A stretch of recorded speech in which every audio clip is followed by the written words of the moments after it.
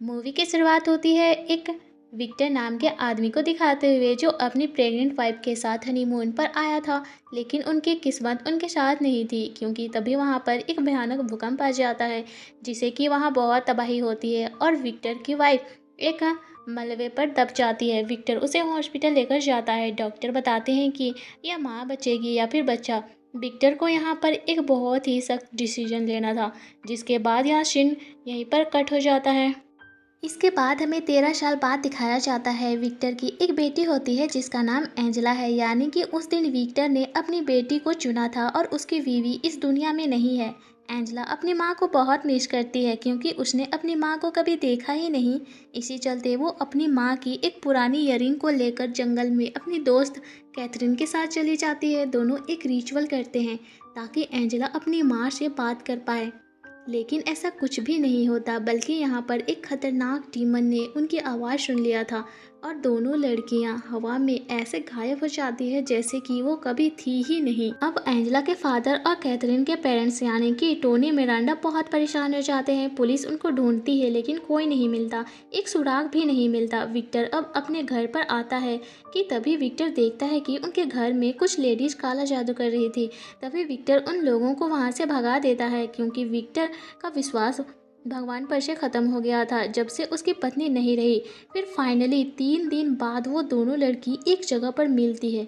दोनों लड़कियों को लगता है कि वो दोनों कुछ घंटों से हैं, लेकिन उन्हें पता चलता है कि वो 3 दिन से गायब थी। लेकिन ये दोनों अब पहले जैसे नॉर्मल नहीं रही। ये दोनों अपने साथ कोई भयानक डीमन को साथ लेकर आ गई थी। ये दोनों यहाँ खाना पीना छोड़ दिए थे, अजीब अजीब हरकत करने लगे थे। एंजेला अपने ही पिता को मारने की कोशिश करती, अपने नाखून से अपने पेट पर जख्म कर लेती है जिससे कि उसे अस्पताल में भर्ती कर दिया जाता है। दूसरी तरफ कैथरीन की भी वही हालत थी। इधर चर्च के अंदर प्रार्थना और जश्न चल रही थी कैथरीन के मिलने की खुशी में, लेकिन कैथरीन इसे चिढ़ जाती है और सबके सामने चिल्लाने लगती है जिससे कि उसे भी वही अस्पताल में ले जाया जाता है जहाँ पर कैथरीन के पेरेंट्स का ये मानना था कि दोनों लड़कियां अपने साथ जंगल से कुछ शैतानी अपने भीतर लेकर आई है। और सबसे बड़ी बात कि जो इन दोनों के साथ हो रहा था जिसका मेडिकल साइंस के पास इलाज नहीं था, इसीलिए विक्टर को भी थोड़ा थोड़ा यकीन होने लगता है। एक रात हॉस्पिटल के अंदर एंजेला नर्स एंड पावला के देखरेख में सो रही थी, लेकिन अचानक से ही उसके अतीत को लेकर उसके सामने आ जाती है। उसका बच्चा जिंदा नहीं बचा था, ये सब बोलने लगती है और वो नन भी बनने वाली थी, लेकिन वो नर्स बन गई जिससे कि वो समझ चुकी थी कि इसके अंदर जो कुछ भी है वो डिमोनिक है। इस घटना के बाद एंजेला को मेंटल असाइनमेंट भेज दिया जाता है और नर्स यहाँ विक्टर से मिलने आती है। यहाँ एन का कहना था कि एंजेला के साथ जो हो रहा है नॉर्मल नहीं है, इसीलिए विक्टर की मदद डॉक्टर नहीं बल्कि क्रिस मैकनील कर सकती है क्योंकि उनकी बेटी के साथ भी 50 साल पहले ऐसा ही कुछ हुआ था। उस इवेंट पर क्रिस एक किताब लिख चुकी है और एन विक्टर को वही बुक देती है। विक्टर वो बुक पढ़ता है। पढ़ने के बाद वो क्रिस मैकनील से मिलने जाता है और उन्हें सब कुछ बताता है। वो बताती है कि वो पिछले कई सालों से अलग अलग धर्मों और संस्कृतियों के जरिए पता लगाने की कोशिश कर रही थी कि शैतान और एग्जॉर्सिज्म कैसे काम करता है, और उसका मानना था कि हर धर्म के अंदर एग्जॉर्सिज्म और शैतान एग्जिस्ट करता है, बस अलग अलग रूपों के अंदर। खैर, विक्टर और क्रिस को लेकर असाइलम जाता है। वहाँ एंजेला तुरंत क्रिस को पहचान लेती है। इसके बाद ये दोनों कैथरीन से मिलने जाते हैं। उनके घर की हालत खराब थी। मिरांडा अपने परिवार के साथ प्रे कर रही थी और रो रहे थे। विक्टर सबको संभालता है, वहीं क्रिस कैथरीन के कमरे में जाती है। यहाँ वो डीमन से बात करती है और कैथरीन को छोड़कर जाने को कहती है, लेकिन कैथरीन अचानक से क्रोस उठाकर क्रिस का दोनों आंख फोड़ देती है। डिमोनिक कैथरीन कहती है कि अब तुम अपनी बेटी को कभी देख नहीं पाओगी। विक्टर तुरंत ही क्रिस को उस कमरे से निकालता है और क्रिस को हॉस्पिटल में एडमिट किया जाता है जहाँ पर विक्टर उसे माफ़ी मांगता है। ये सब होने के बाद फादर मेडॉक्स इसमें इन्वॉल्व होते हैं और चर्च वाले काउंसलर से एक्सोर्सिज्म का अनुमति मांगते हैं, लेकिन उन्हें अनुमति नहीं मिलती है।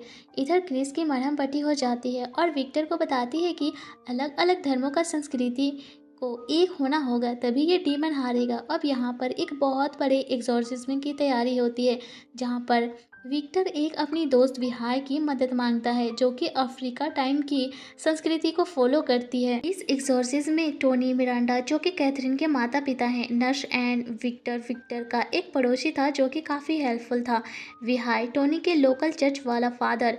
हाँ, क्रिस यहाँ पर नहीं था क्योंकि उनका तो आंखें खो चुकी है। ये लोग एंजेला और कैथरीन को घर लाते हैं। सर्कल में दोनों को चेयर पर बिठा दिया जाता है। तभी यहाँ पर फादर मेडॉक्स भी आते हैं, लेकिन वो इन एग्जॉर्सिज्म को करने से मना कर देते हैं क्योंकि उन्हें चर्च से परमिशन नहीं मिला था। ऐसे में वो नर्स जो नन बनना चाहती थी एग्जॉर्सिज्म करने को तैयार हो जाती है। अब दोनों लड़कियों को बांध दिया जाता है और साइल्स पढ़ी जाती है, लेकिन इसका कोई भी फायदा नहीं होता। काफ़ी कुछ किया जाता है, हर भाषा में रिचुअल्स एग्जॉर्सिज्म किए जाते हैं, लेकिन पशुजो बहुत शक्तिशाली था। अब विक्टर रिचुअल किया हुआ गंदा पानी और नेगेटिव एनर्जी दूर फेंकने जाता है। तब जाकर फादर मेडॉक्स जो कि कार में बैठे हुए थे, उनके अंदर जोश आ जाता है और वो अंदर आकर एक्सोर्सिज्म करने लगता है, जिससे पशुजो कमज़ोर होने की नाटक करता है। लेकिन हम जानते हैं कि पशुजो बहुत ही ज़्यादा खतरनाक डीमन है और तभी वो अपनी शक्ति की मदद से फादर मेडॉक्स के गर्दन मरोड़कर उसे ख़त्म कर देता है। इस खौफनाक मंजर को देखकर सबकी हालत ख़राब हो जाती है।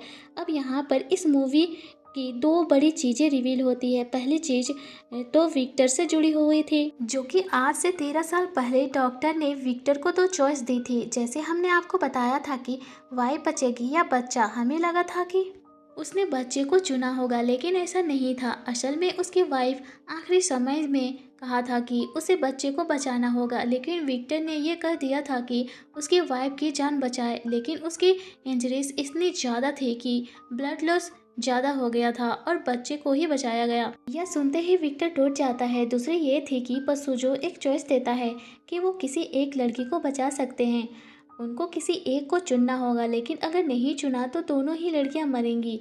शुरुआत में तो कोई किसी को नहीं चुनता, ये सोचते हुए कि डीमन मॉक कर रहा होगा, लेकिन जब दोनों लड़कियों को दर्द होने लगता है तो उनको यकीन हो जाता है कि ये सब रियल है। जैसे हमें पता है कि दोनों लड़कियां जुड़ चुकी थी, तो उनकी हार्ट बीट भी एक साथ धड़क रही थी। एक ही डीमन इन दोनों के अंदर था। ऐसे में विक्टर एंजेला को चुन लेता है। कैथरीन कहती है, मैं मरना नहीं चाहती। सभी वहाँ एकदम टूट चुके थे और ऐसे में कैथरीन के पिता टोनी एकदम से कहते हैं कि मैं अपनी बेटी कैथरीन को चूज करता हूँ। ऐसे होते ही एंजेला एकदम से अपने पिता पर अटैक करती है। उसकी हार्ट बीट बढ़ जाती है और वो हवा में लिविटेट करती है और वो बहुत सारी खून की उल्टियाँ करती है और एकदम से हार्ट बीट मशीन पे फ्लैट लाइट, यानी कि एंजेला मर चुकी थी। वहीं कैथरीन नॉर्मल हो जाती है और विक्टर अपनी बेटी को पकड़ के रोने लगता है। लेकिन तभी आता है कहानी में ट्विस्ट। हम कैथरीन को उसी अंडरग्राउंड बंगर वाली जगह पर देखते हैं जहां डेविल कहता है आई चूज़ यू, यानी टोनी का चूज ही डेविल का चूज बन जाता है और वो कैथरीन को चूज करता है। यहाँ डेविल पसूजा इनके साथ गेम खेल गया था जहाँ इनके बचाने वाले चॉइस को ही वह मार देगा और यहाँ एकदम से कैथरीन मारी जाती है और एंजेला को होश आ जाता है। सभी लोग शॉक में थे। थोड़ी देर बाद पुलिस वहां आती है और फादर मेडॉक्स और कैथरीन की बॉडी को ले जाते हैं। आगे हमें कुछ दिन बाद का सीन दिखाया जाता है जहां एंजेला नॉर्मल हो चुकी है। मूवी के एंड में हम क्रिश को देखते हैं जिससे मिलने कोई आती है। ये कोई और नहीं उनकी बेटी गिरन थी जो कि वापस आ जाती है। यहीं पे फिल्म खत्म हो जाती है। Thank you for watching.